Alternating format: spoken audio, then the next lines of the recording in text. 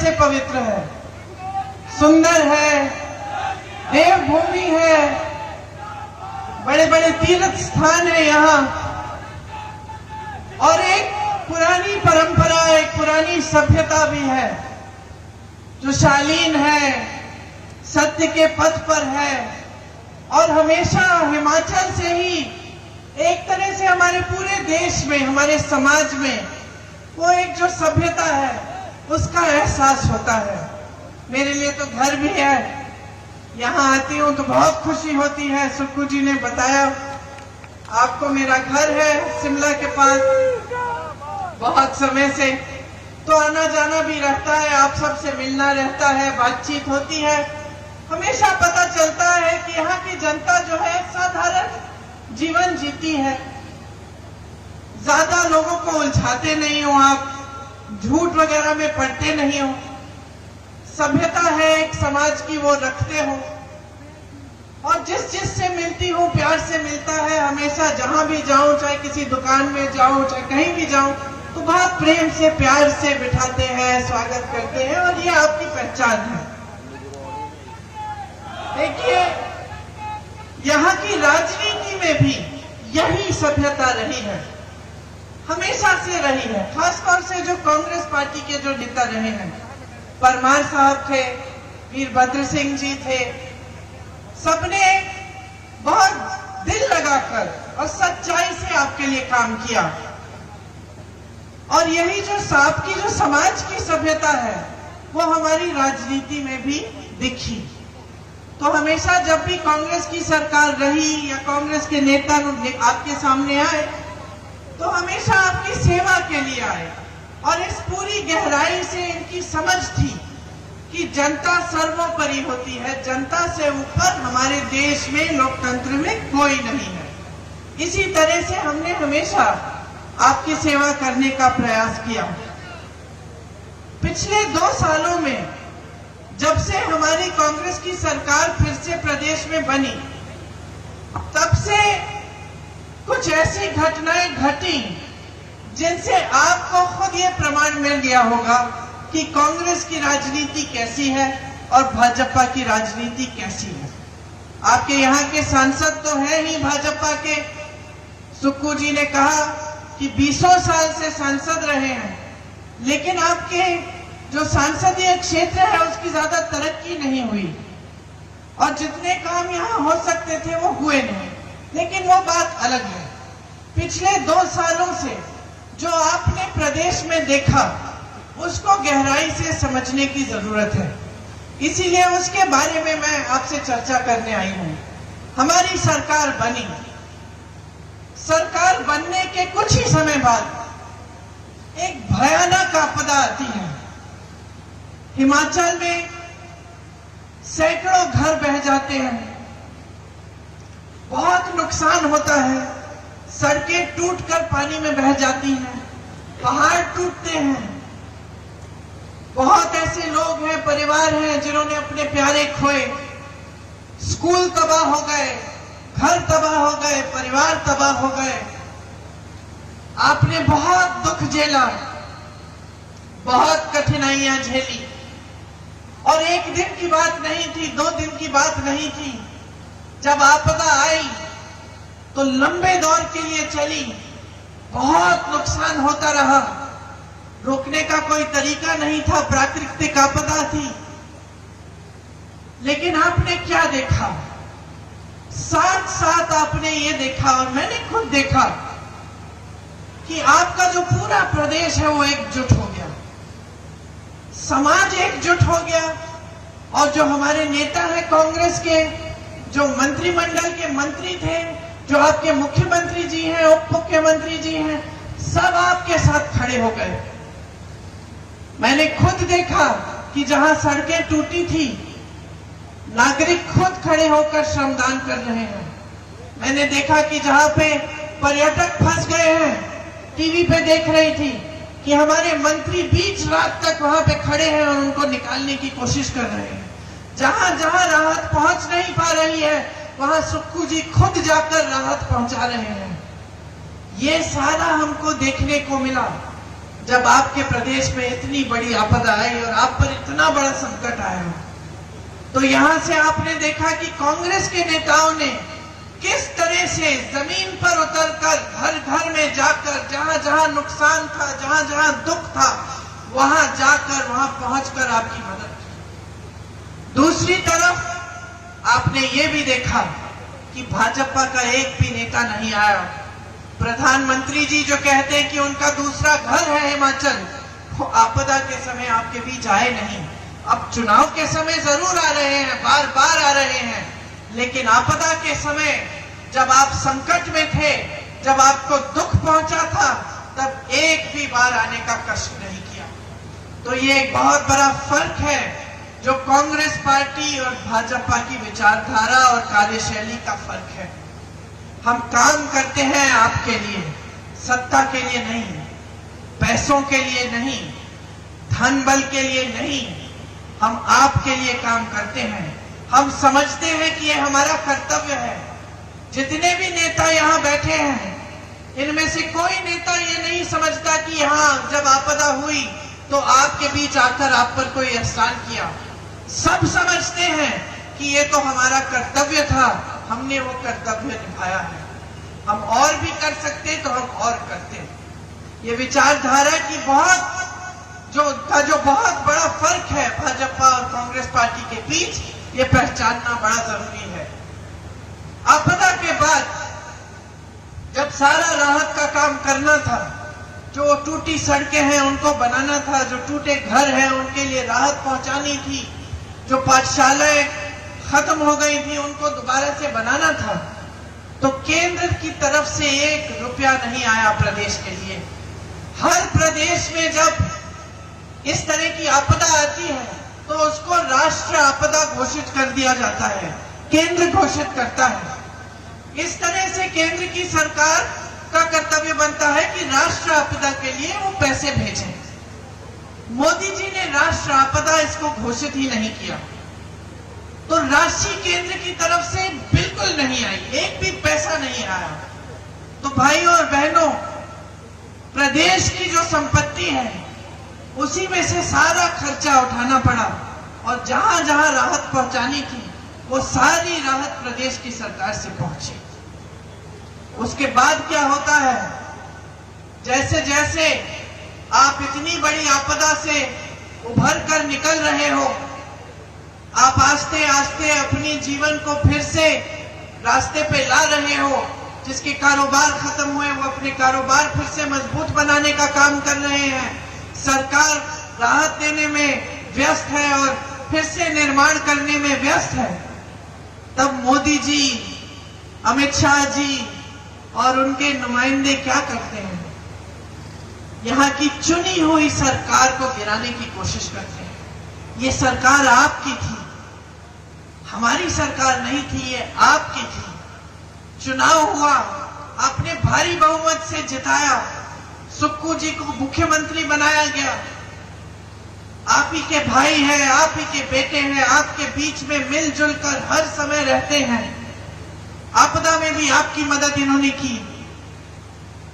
ये सरकार गिराने का पूरा प्रयास होता है, पूरी कोशिश होती है।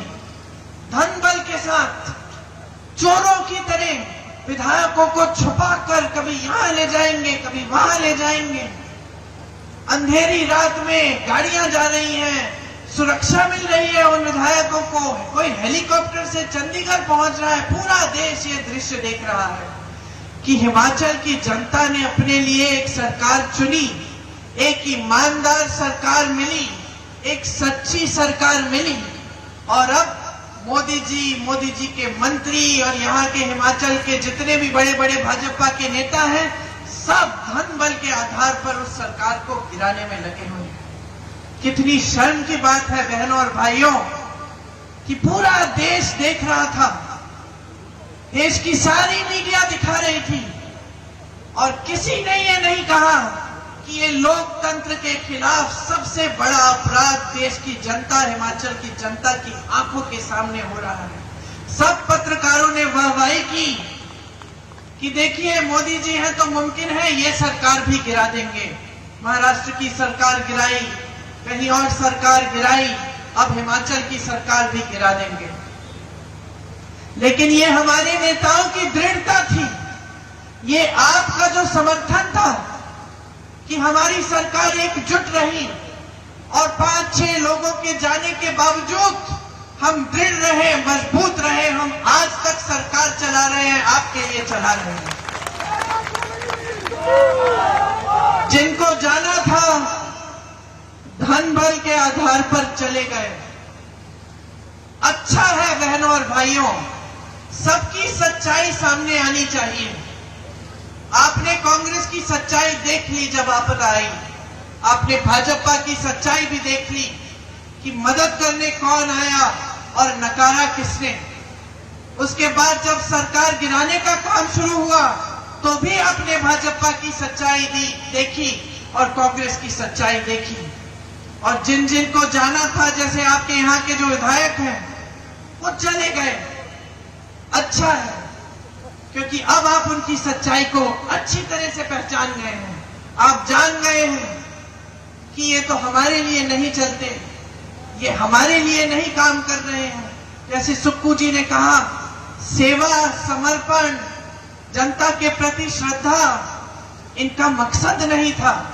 इनका मकसद कुछ और था। मकसद कमाई थी, कमाई हो गई, चले गए।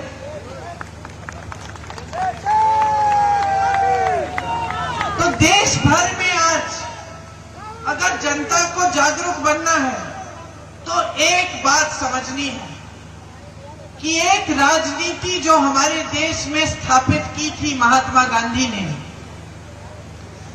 वो जो राजनीति थी जो दशकों के लिए हमारे देश में चली, उसकी एक अलग विचारधारा थी। वो राजनीति थी जिसमें जनता सर्वोपरि होती है। आपकी जरूरत क्या है, आपकी समस्याएं क्या हैं, बड़े बड़े प्रधानमंत्री आपके बीच आकर आपको पूछते थे। आप डांटें, आप नाराज हो, आप आंदोलन करें, आप अपनी नाराजगी को व्यक्त भी करें, तो कोई बात नहीं था। ये लोकतंत्र था, ये लोकतंत्र था और लोकतंत्र में जनता ही सर्वोपरि होती थी। यही हमारी विचारधारा रही। 55 सालों के लिए कांग्रेस की सरकारें चली हमारे देश में। फिर एक नई राजनीति उभरती है, मोदी जी की राजनीति, भाजपा की राजनीति। और खास तौर से मेरी बहनें, आप समझो, क्योंकि ये राजनीति धर्म का नाम इस्तेमाल करती है लेकिन कोई धार्मिक काम नहीं करती। क्योंकि हमारे हिंदू धर्म ने हमें यही सिखाया कि सत्य के पथ पर चलना है, सच्चाई के पथ पर चलना है। हमारे हिंदू धर्म ने हमें यही सिखाया कि जनता के प्रति श्रद्धा होनी चाहिए। सभी गुरुओं ने, सभी महात्माओं ने, सभी संतों ने यही कहा, अपना जीवन ईमानदारी से जियो। और यही बात हमारी राजनीति में महात्मा गांधी जी लाए, जो देश के लिए शहीद हुए और शहीद होते होते उनके मुंह से हे राम के शब्द निकले।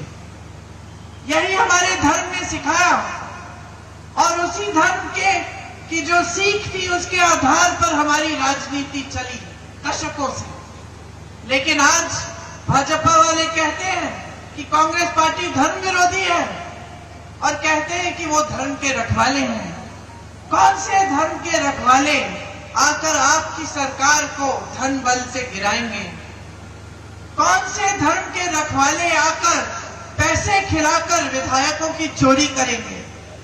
कौन से धर्म के रखवाले देखते हैं कि इतनी बड़ी आपदा हो रही है, लोगों के बच्चे गुजर रहे हैं, लोगों के माँ बाप गुजर गए हैं, घर टूट गए हैं, पाठशालाएं गिर गई हैं, सड़कें खराब हो गई हैं, टूट गई हैं। कौन से धार्मिक व्यक्ति के दिल में ये बात चोट नहीं पहुंचाएगी? कौन सा ये धार्मिक व्यक्ति है? कौन है ये प्रधानमंत्री हमारे जिन्होंने ये पूरी आपदा को नकार दिया, अपना मुंह फेर दिया, आपके लिए एक भी पैसा नहीं भेजा, जो उनका कर्तव्य था आपके प्रति कि ये राष्ट्र आपदा घोषित करें और आपके लिए राशि भेजें आपके राहत के लिए। तो कैसे धार्मिक व्यक्ति है, कैसी धार्मिक राजनीति है? जो धर्म का नाम इस्तेमाल करती है आपसे वोट लेने के लिए। जब चुनाव का समय आता है आ जाते हैं कि धार्मिक है, धर्म के नाम पर वोट दीजिए और सारी धर्म की बातें आपको सुनाएंगे, लेकिन बाकी समय धन बल के आधार पर सरकारों को गिराना, विधायकों को खरीदना, जब आपको राहत पहुंचानी है तो राहत नहीं पहुंचाना। जब हमारी सरकार कहती है हम ओपीएस लागू कर रहे हैं तो जो एनपीएस की राशि है वो बंद कर देते हैं ताकि हम पूरी तरह से ओपीएस लागू करने में सफल ना हो। जब हम कहते हैं हम 1500 रुपए देना चाहते हैं और देना शुरू करते हैं महिलाओं को तो वो रुकवा लेते हैं। ये कौन सा धर्म है? ये किस धर्म ने सिखा दिया उनको? उनका धर्म सिर्फ एक है, सत्ता और संपत्ति। 55 सालों से कांग्रेस की सरकार रही इस देश में भाइयों और बहनों। 55 सालों में कांग्रेस पार्टी इस दुनिया की सबसे अमीर पार्टी नहीं बनी। 55 सालों में न बन पाई, न किसी ने प्रयास किया बनाने के लिए। भाजपा कितने सालों से है सरकार में बताइए? 10 सालों से। मात्र 10 सालों में भाजपा दुनिया की सबसे अमीर पार्टी बन चुकी है। ये मैं नहीं कह रही हूं, ये इन्हीं के आंकड़े कहते हैं। 60,000 करोड़ रुपए खर्चते हैं ये इन्हीं की अपनी पार्टी पे। 6 उपचुनाव करा रहे हैं, सैकड़ों करोड़ खर्चेंगे, लेकिन आपदा के समय आपके लिए एक पैसा नहीं देंगे। 16 लाख करोड़ रुपए अपने बड़े बड़े खरबपति मित्रों को कर्ज माफ कर देंगे। देश के बंदरगाह, देश के हवाई अड्डे, देश का कोयला, देश की बिजली, देश के सारे कोल्ड स्टोरेज सब अपने बड़े बड़े खरबपति मित्रों को दे देंगे। ये है उनके पास संपत्ति देने के लिए। लेकिन जब देश का किसान रो रहा था, आंदोलन कर रहा था, बैठा था दिल्ली के बाहर, लाखों किसान बैठे, 600 किसान शहीद हुए। जब देश का किसान आत्महत्या करता है क्योंकि 1 लाख रुपए 2 लाख रुपए का कर्ज भर नहीं पा रहा है, तब ये कहते हैं कि हमारे पास इनके कर्ज माफ करने के लिए पैसे नहीं है। ये है इनकी नियत, और इस नियत को समझना बहुत जरूरी है क्योंकि 10 सालों से इन्होंने गुमराह करके रखा है पूरी देश की जनता को। उन्होंने टीवी के समर्थन के साथ और जितने भी चैनल हैं जो आज बड़े बड़े खरबपतियों के हैं, वो सब वही दिखाते हैं जो मोदी जी चाहते हैं। और इनके समर्थन के साथ इन्होंने सिर्फ आपको झूठ दिखाए हैं कि कितनी अर्थव्यवस्था आगे बढ़ रही है, देश में मोदी जी ने कितनी तरक्की कर दी और किस तरह से जनता खुशहाल है। लेकिन आपका जीवन क्या है? अगर यहां हिमाचल की सरकार आपको राहत नहीं पहुंचाती, ये पहला प्रदेश है जहां दूध पे भी आपको न्यूनतम समर्थन मूल्य मिलता है, अगर यहां आपको राहत नहीं पहुंचाती हमारी प्रदेश की सरकार, तो पूरे देश भर में जिस तरह से किसान गरीब पिस रहे हैं उस तरह से आपकी भी हालत होती। आज देश भर में मेरी बहनें दुकान जाती है, कुछ खरीद नहीं पाती, वापस आ जाती है आधे सामान छोड़ के। त्योहार आता है तो खुशी के बजाय घबराहट होती है कि हम घर की लिपाई पुताई करनी है, त्योहार के लिए तैयारी करनी है, मेहमान आएंगे, खाना पकाना पड़ेगा, मेहमानों की देखभाल करनी पड़ेगी, कैसे करेंगे? घबराहट होती है। आज तो त्योहार भी कोई खुशी से नहीं मना सकता। किसी की फीस भरनी होती है, बच्चों की फीस भरनी है, बच्चों को ट्यूशन कराना है, कोई परीक्षा करानी है, कर्ज लेना पड़ता है, खेत में नुकसान होता है, मुआवजा नहीं मिलता, 2-3 दिन की दिहाड़ी नहीं मिलती तो मजदूर खाली पेट सोते हैं, बच्चों को खिला नहीं पाते हैं। गैस के सिलेंडर पे इन्होंने ये बैठकर, जब 400 रुपए का हुआ था, बैठकर इन्होंने प्रेस से वार्ता की। आज जब 1200 रुपए का हो गया है तो ये कहते हैं कि आपके लिए स्कीम लाए कि चुनाव के समय 100 रुपए कम कर देंगे। कट गए हैं एकदम आपसे। आपके ये जो सांसद हैं ये भी दिखते कहाँ हैं आपको? आपको जब जब दिखते हैं तो कहीं सूट बूट में पहने हुए, कहीं दिल्ली के बड़े होटलों में या दिल्ली के बड़े महलों में बड़े बड़े सेठों के साथ आपके बीच आते हैं। और ये क्या, मोदी जी खुद नहीं आते? मोदी जी की जो संसदीय क्षेत्र है वाराणसी, वहां में आती जाती हूँ। वहां पूछिए, किसी गांव में नहीं गए, किसी से हालचाल नहीं पूछा। तो ये इनकी जो राजनीति है, जो विचारधारा एकदम अलग है। एक थी इंदिरा गांधी, प्रधानमंत्री थी, अपने एक संसदीय क्षेत्र में गांव गांव जाकर जनता से मिलती थी, पैदल जाती थी, जनता डांट देती थी, उन्हें कोई परवाह नहीं थी। डांट खाती थी, कहती थी अच्छा है, जागरूक है ये जनता, और दिन रात काम करती थी। शहीद हुई तो शायद आपको मालूम नहीं होगा, जब शहीद हुई तो मेरे पिताजी को उनके कमरे में एक पर्चे पे लिखा मिला कि अगर मुझे कुछ हो जाएगा तो जब मेरे अंतिम संस्कार होंगे तो मेरी जो अस्थि है वो संगम में, इलाहाबाद में आधी वहां डाल देना और आधी हिमालय के पर्वतों पे डालना, क्योंकि मैं हिमालय के पर्वत में जो बर्फ है उसके साथ में घुलना चाहती हूँ। एक ये विचारधारा कि ये देश है मेरा, ये देश की धरती है, मुझे इस देश की धरती में घोल डालो। और दूसरी विचारधारा कि देश की जनता की आवाज है, देश की जनता एक सरकार को चुनती है और आप 100-100 करोड़ दे देकर विधायकों को चोरी करके उस सरकार को गिराने में लगे हैं, और फिर आप धर्म की बात करते हैं। महंगाई बढ़ती चली जा रही है, आपके मुंह से महंगाई शब्द नहीं निकलता। बेरोजगारी चरम पे है, आप कह रहे हैं कि अर्थव्यवस्था मजबूत हो गई है। मोदी जी आते हैं, आपको बड़ी बड़ी बातें सुनाते हैं, और सच्चाई क्या है? सच्चाई ये है कि आज देश में 70 करोड़ लोग बेरोजगार हैं। सच्चाई ये है कि आज का नौजवान शिक्षित है, कि गरीब से गरीब परिवार आज चाहता है कि पहले मेरे बच्चे की पढ़ाई पूरी होनी चाहिए। वो उसके लिए मेहनत करता है, खून पसीना बहाता है, कर्ज लेता है, कुछ भी करता है। तो तमाम बच्चे आज शिक्षित हैं, किसी की बीटेक, किसी की बीएससी, शिक्षित है, लेकिन किसी के पास रोजगार नहीं है, नौकरी नहीं है। तो आप सोचिए, जो परिस्थितियां मोदी जी ने 10 सालों से इस देश में बनाई है, क्या है? लोकतंत्र का नाम और निशान नहीं रहा। जहां सरकारें चुनी जाती हैं वहां गिराई जाती हैं धन बल से।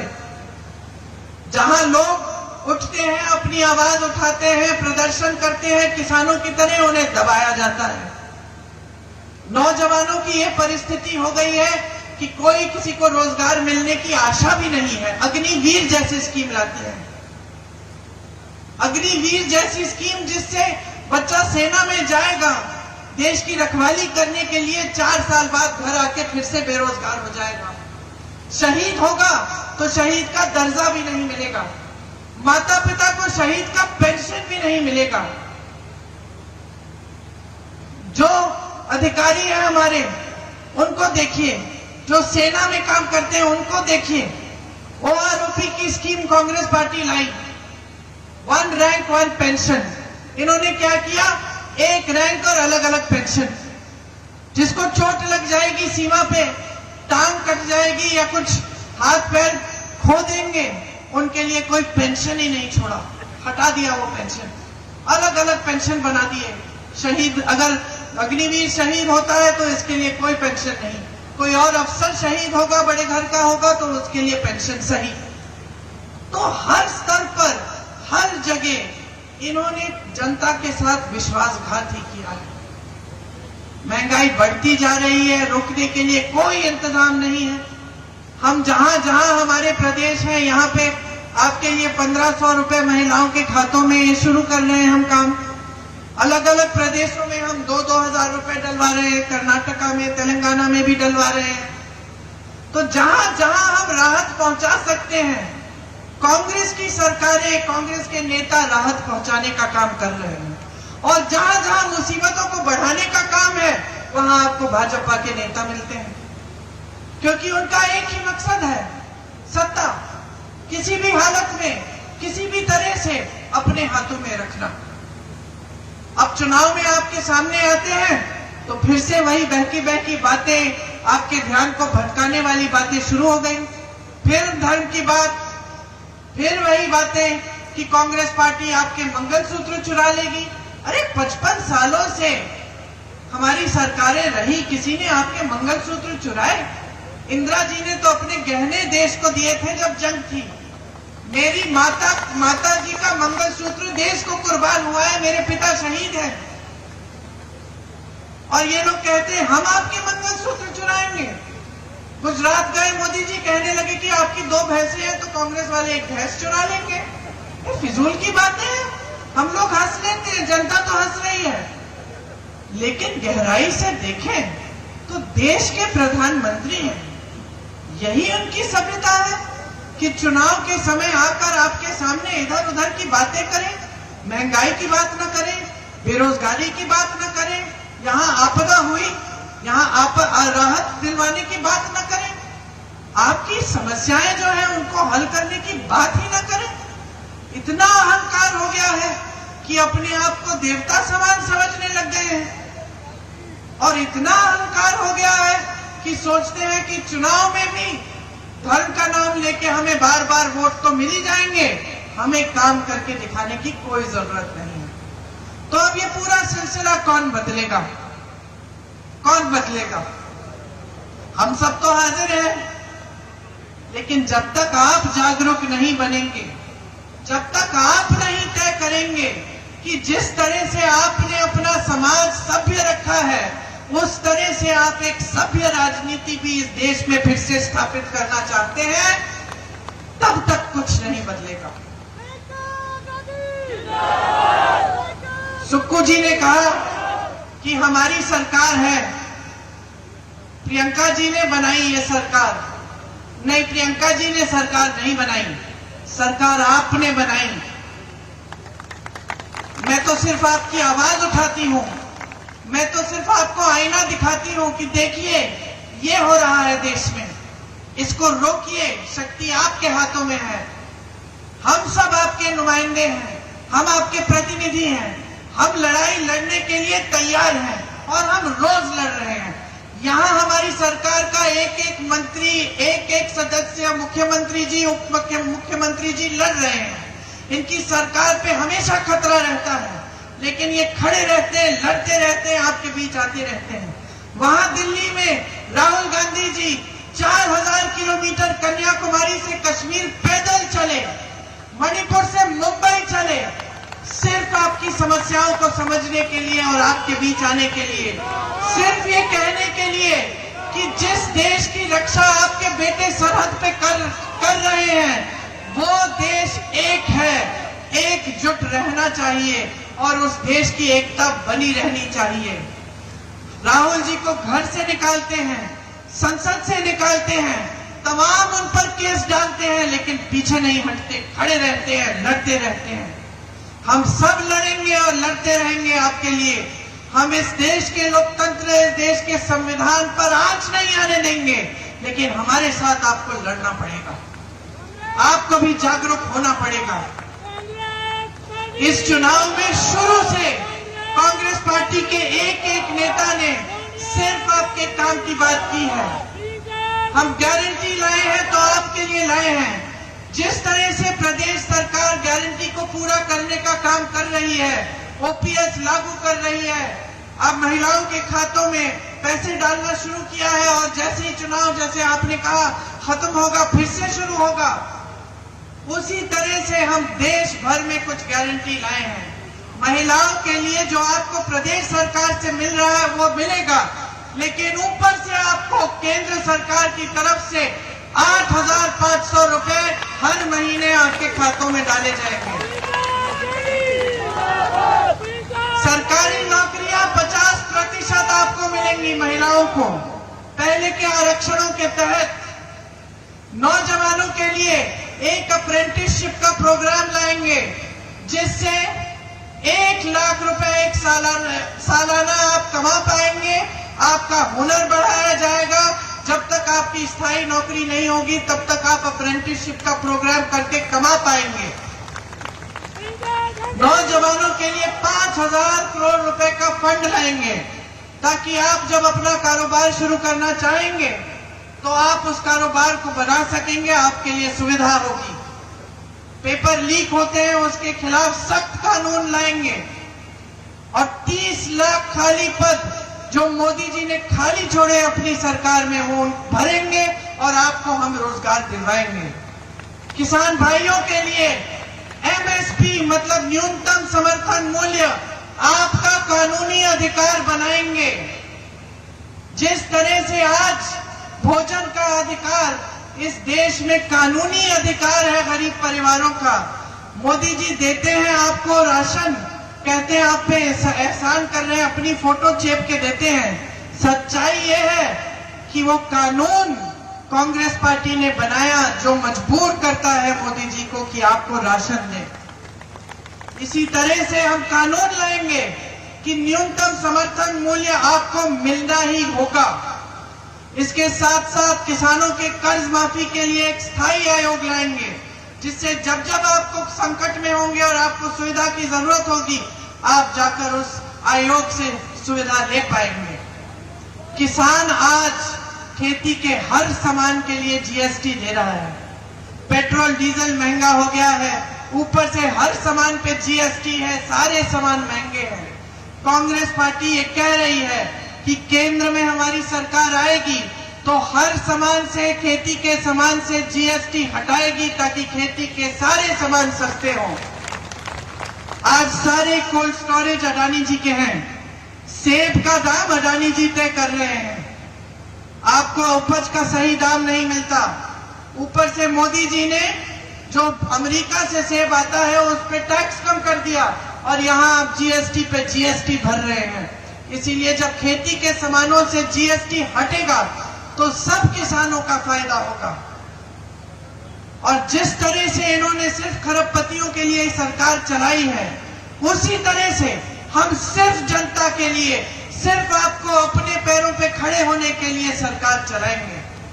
मजदूरों को आज शोषण होता है। हमने तय किया है कि देश भर में प्रतिदिन जो मजदूरी है वो 400 रुपए से कम नहीं हो सकेगी। ये कानून बनाएंगे हम। और जिस तरह से हम गांव में मनरेगा लाए उसी तरह से हम शहरी मनरेगा लाएंगे ताकि शहरों में भी 100 दिन की मजदूरी, 100 दिन की जो रोजगार है वो आपके लिए पक्का आपका अधिकार बनेगा। ये जो छोटी छोटी दुकानें हैं, छोटे बिजनेस हैं, इन्होंने बहुत नुकसान झेला है मोदी जी की नीतियों की वजह से।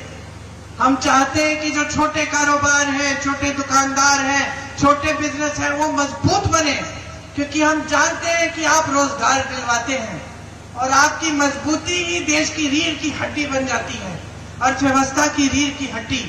हम आपको मजबूत बनाने का काम करेंगे।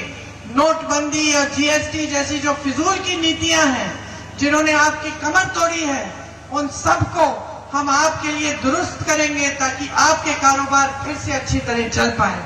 ये सब काम हम आपके लिए करना चाहते हैं, लेकिन एक काम आपको हमारे लिए भी करना पड़ेगा। आपको जागरूक बन के अपना वोट डालना पड़ेगा। यहाँ उपचुनाव है, आप विधानसभा के लिए भी प्रत्याशी चुन रहे हैं और लोकसभा के लिए भी। दोनों प्रत्याशी यहाँ हैं आपके पास, आपके सामने आइए। कालिया जी यहाँ आइए, आप लड़ रहे हैं क्या? शायद लोकसभा के जो प्रत्याशी है रायजादा जी वो अगली मीटिंग में चले गए हैं, लेकिन इनको भारी बहुमत से जिताइए। पूरे देश भर में दिखाइए कि जिन्होंने गलत तरीके से लोकतंत्र के साथ अपराध करके धन बल के आधार पर आपकी सरकार को तोड़ने की कोशिश की, उसका जवाब हिमाचल प्रदेश की जनता दे रही है। दिखा दीजिए पूरे देश को कि आप सभ्य समाज के लोग हैं और आप सभ्य राजनीति चाहते हैं। आप सबने बहुत ध्यान से मेरी बातें सुनी, आपको बहुत बहुत धन्यवाद। जय हिंद।